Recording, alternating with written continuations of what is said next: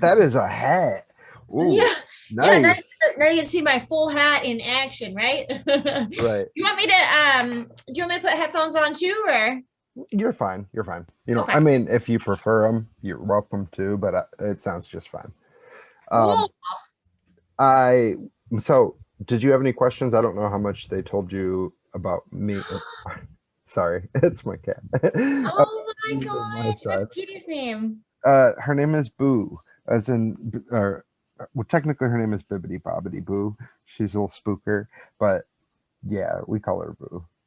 Yeah, cute, cute, cute. I like the little marking on her face. Oh yeah, she's adorable.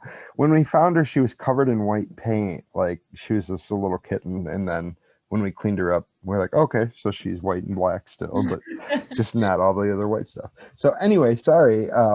To actually get started, I'm gonna start Oh, asking I you don't have questions. that much information. Give Oh, me information. What's the information? What do we got? cool. So this interview is going to be on comicbookmovie.com, and it's going to be sorry, on our podcast, the Inner Child podcast, and it shares on all audio platforms. If you want us to share video, we can also put it on YouTube, but that's totally up to you. We usually just use video to like make it because it sounds more like the energy is more comfortable, if that makes sense. Yeah. So, um, did you have any other questions before I get started? No, wait, inner child. So does that mean that do you go into questions about inner child, or why is it inner child? Is it just because fun, or like, Well, a lot of because we do a lot of stuff with film, TV, and a lot of the stuff that we focus on can be comedy or even like more child based. Like we had Jane Seymour for like War with Grandpa, and we had Robert England for uh, Nightmare on Elm Street. So there are things that like we write like adult things that are like comic books, things like that. A lot of the people we talk to are from films that you know adults like, but adults who are still into childlike stuff, if that makes sense. yeah, Like, absolutely. like the Dwarf King. I worked with both of them. I worked with Robert England and Jane Seymour. Oh, nice. That's Yeah, awesome. yeah. I did a movie called Good Day for It with Robert England. That's also got Robert Patrick. Oh, You know, he's nice. like the bad guy in Terminator, and Lance Yeah, yeah, yeah, Henriksen yeah. was like the bad guy in Alien, and Samantha Mathis and Kathy Baker and Hal Holbrook. It had such a cool cast. And then Jade Seymour, I did I don't remember if it was a movie or a movie of the week, but I did it with her forever ago. And she had an evil husband. She played my mom. She had an evil husband, and the evil husband who like killed her or like pseudo killed her, but she wasn't really dead. She just came back from a coma. And that was Bruce Davidson. You know, who's gone on to do That's like Tron and all that yeah, stuff. yeah. That's Yeah. why I like those are that's a lot of huge fun inner child stuff. So I'm curious, is this I know this is your first foray into directing, um, well, at least your first big foray into directing. Um, but I noticed that there was another person with your last name who had done the writing with you and produced on that. Is that like your father, your brother, your spouse? I'm not sure. Like, That's my dad. It was so funny. Someone did an article and said it was my husband, which like made us crack up so much because a lot of the pandemic we spent in Arkansas.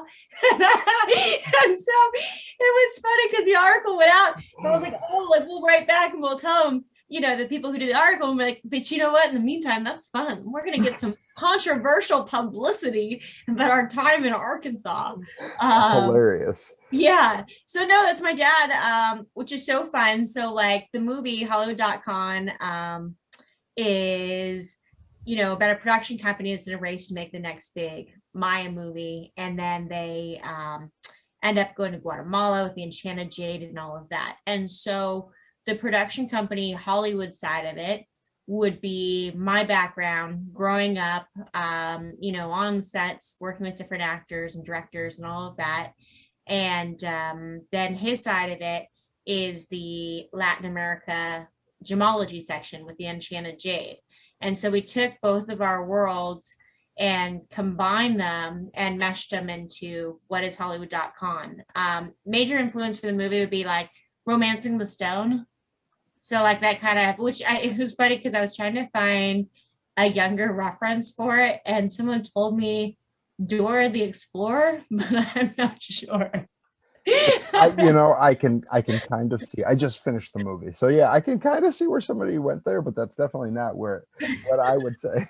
That's funny though. You so kind of off topic.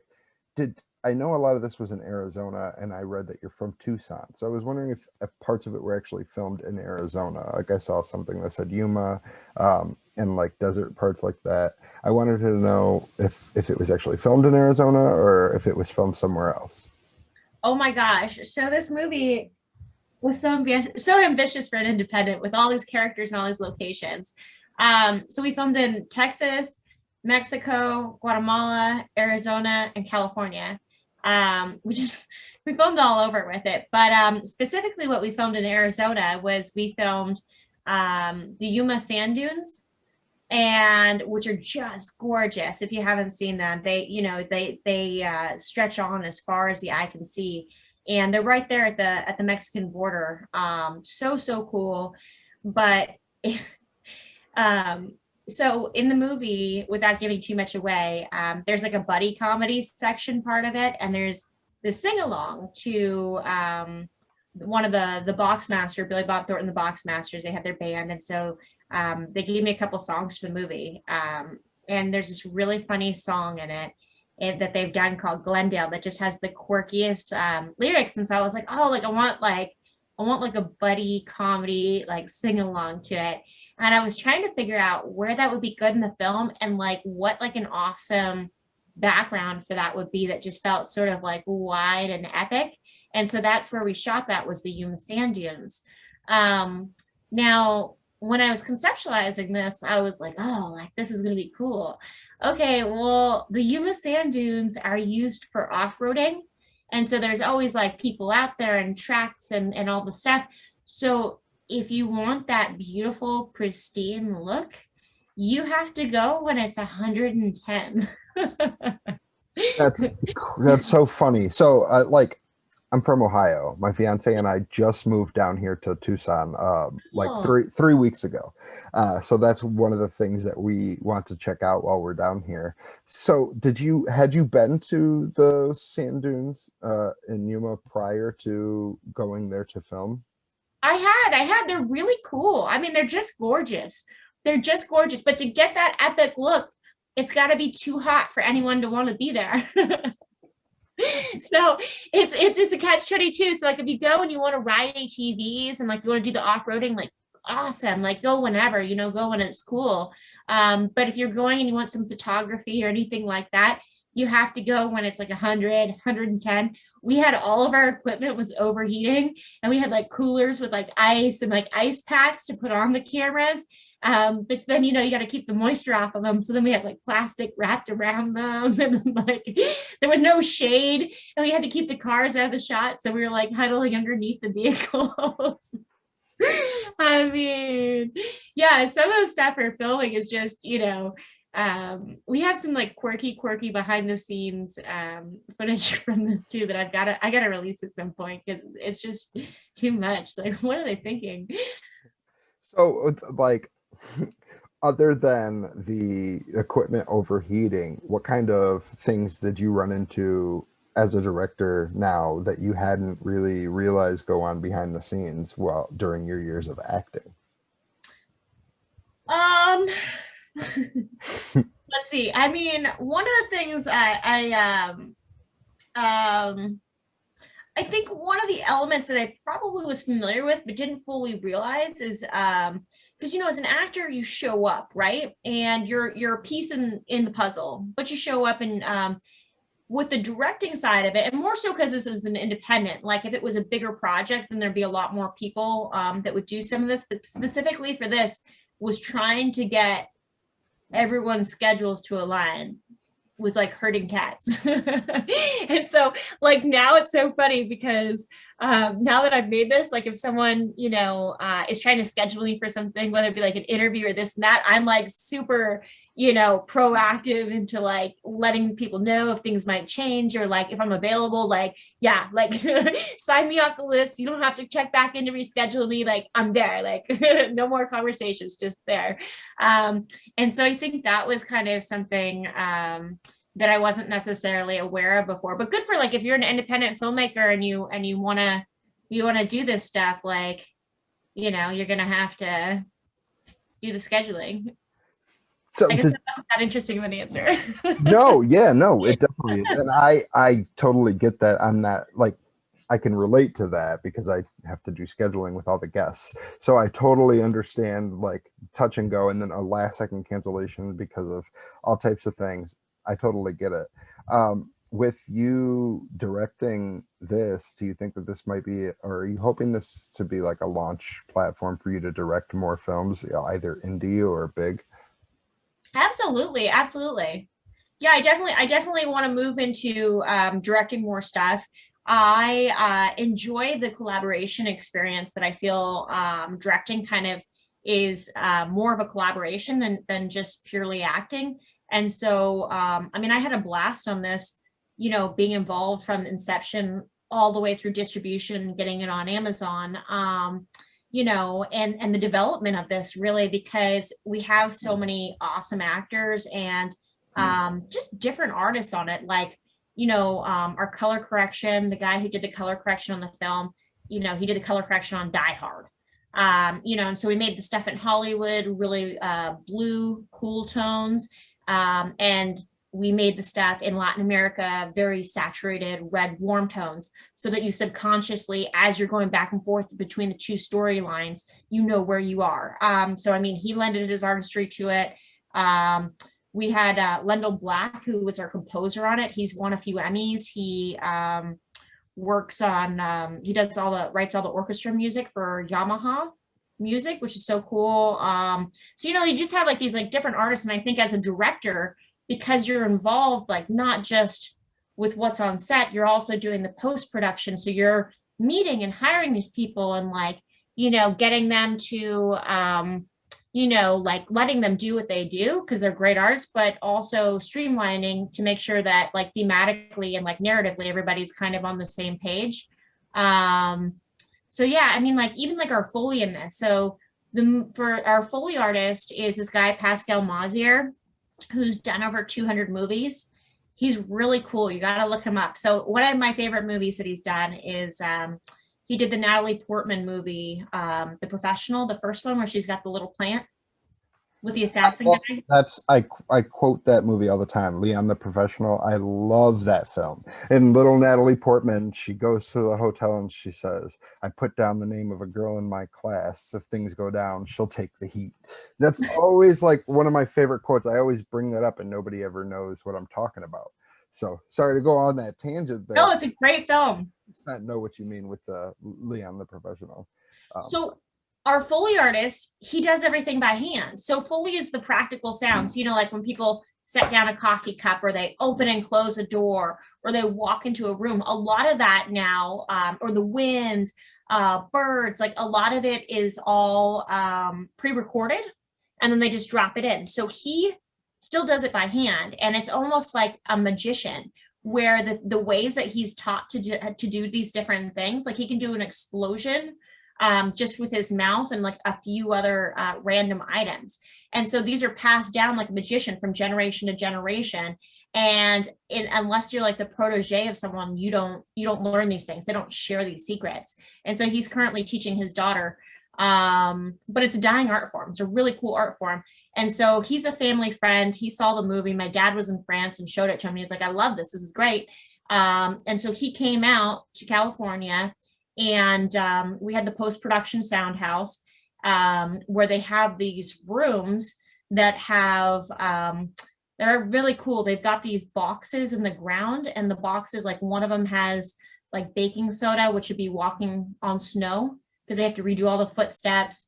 One of them has sand, one of them has fake grass. And next time you watch a movie, watch like if someone like, combs a beard or they like, just do anything, they touch a ring, like you'll see like the sound is so emphasized. You have to emphasize it in the movie to give it that feel. And so Pascal flew over. He flew over with all of these bags, and the bags, like when we opened them up, they look like trash. Like they were like, but they're his tools he'd worked with forever. So he just had these like old purses, old jacket, old shoes, like snowboard binding stuff. And but what we did with the movie was, because it's comedic, we up the Foley sound for everything. So like the camel, when the camel's in there and the camel smacking its lips, like it's overemphasized. When I'm sitting on the couch in the beginning of the movie with Veronica Lake, the Paige Howard character, who's the producer, and we're talking and she moves next to me, the couch, we made like extra squeakies, like squeak, squeak, squeak, squeak as she moves over. Devin Rattray, who plays the hotshot producer in this, Andy Slimmick, when he's talking and he's like got the chains moving, like you hear the chains, because we went out of the way to make that like its own comedic feel to it. So there's a lot of these like weird little artistry elements to the movie that we tried to pay special attention to, so that there's something special in these different spots. That is, the attention to detail there is insane and super impressive, especially like you said, you hadn't done like, or this is your biggest directorial project, so far. I know I've seen you had a couple credits on IMDb for shorter things, but it's cool. You had mentioned the sand. Did you have to use that on the Yuma sand dunes at all to fill in any of those footsteps? Yeah, we did. Yeah, we used the sand. And I think that like my big thing with this is, for any element, I wanted to bring in people that I really respected and collaborate with them, but also just kind of like let them do what they do. And that's big to me. I think that if you find people that you respect and you surround them with any sort of like artistic endeavor or work, whatever, you're going to end up with something that's unique, that has cool flavors to it. And it'll be good no matter what. I love that. Did you initially plan to star in the movie when you were writing it? Like, did you plan to, I know your character's obviously, your name is Mika, her name is Mika, but were you planning on starring and directing it from jump when you initially, like, as you said, conceptualized it? So my plan was directing was a big thing on it. But then as we started working out everyone's schedule, I was like, I'm available. I was like, I'm here, I'm available. So, this makes it easier. Okay, like I'll just go ahead and put myself in as this role. And then I was like, well, I guess that's kind of like, you put that down in the catalog of work that like you've, wrote, directed, starred. And I'm like, okay, like that's kind of, that could be kind of fun. That could be kind of neat. But no, the initial thing was I just wanted to do a large scale project with directing and do this adventure stuff. But yeah, and then I was available. I was there. So we didn't have to schedule me and didn't have to work around me. Like, and also like any pickup shots or like anything, I could rewrite stuff. So I think, honestly, like the honest answer is just that like it made it easier for this type of movie. Super convenient, especially like, was most of the stuff done prior to COVID? Yeah. Okay, so I'm assuming that it was easier for you to like do any like little reshoots of yourself, even though it was during the pandemic and you guys were in post-production. I wanted to know though, there were multiple animals in the movie. You mentioned the camel, there was a snake. I can't remember what else there was, but did you actually work with animals, or were those things kind of added in? No, we worked with the animals. So I'm a big thing of, this is my thing. If you're doing an independent movie and you have access to something that will be interesting and fun and you can work it in, if it like, as long as it's not too distracting from the story. I mean, I think that's the spirit of independent film. I think that, add the camel in, add the wildebeest in, get the snake in there, like, I think it's fun because some of these big studio movies, which are so fantastic, but sometimes they're a little bit more corporate, and this, that you don't have to be. So, make it weird, go weird. I love I love it because like indie, like you said, that's the place where I feel like you have a lot more freedom. So you might as well, shoot for the stars and then show that that works when you get into, start working with a big company. Did you come up with the WB Worley brothers, like the little things like that in 16 minutes, like the little like kind of like gags at real things with like a twist? Were those things that you came up with, or were they, sorry, this cat, or were they things that were suggested to you by somebody else on the team? We all brainstormed together. So I don't remember. My dad and I like to brainstorm on stuff, but it was just trying to add as many little like homage type things too. Like there's an homage in there to Pretty Woman. There's an homage to the William Shatner Twilight Zone. Did you get that one?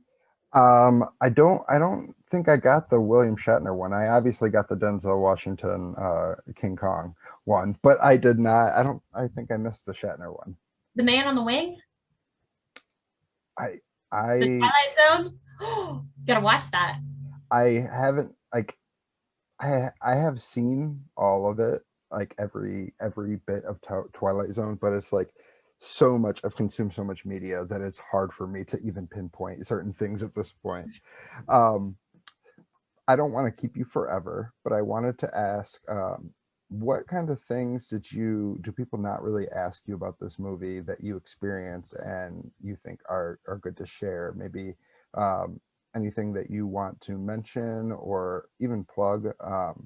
You've mentioned a lot of the other people that work on it, and you've said it's collaborative. Maybe if there's anybody else that you haven't really gotten a chance to say anything about, or any of the behind the scenes process that might not be well known, or even just plug your social media. I like to give people a little platform at the end to kind of do their own thing.